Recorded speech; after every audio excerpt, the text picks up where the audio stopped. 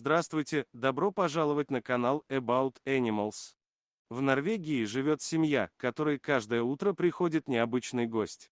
Красавец олень подходит к окну дома и терпеливо дожидается, пока люди проснутся. Такая привязанность дикого животного возникла неспроста. Однажды семья спасла ему жизнь. Оленье мясо – деликатес, и из него получаются вкусные блюда. Именно поэтому олени пользуются особым спросом у охотников. Когда оленя подстрелили охотники, добрые люди просто не позволили им убить зверя. Оленя забрали в теплый дом и ухаживали за ним до тех пор, пока он полностью не выздоровел. Красавца назвали Флиппин, что в переводе на русский означает «плакса». Такую кличку ему дали из-за того, что в глазах животного все время стояли слезы, когда Флиппин выздоровел, его выпустили на волю.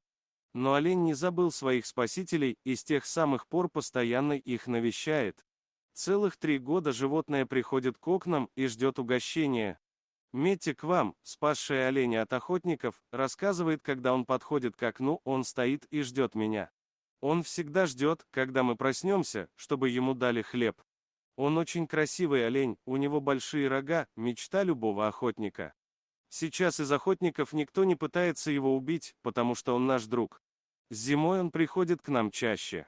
Летом и весной бывает не всегда, он уходит далеко в горы. Но мы всегда рады его видеть. Он ведет себя очень скромно и других людей боится. Как отмечает Метти, любимое лакомство животного – это хлеб.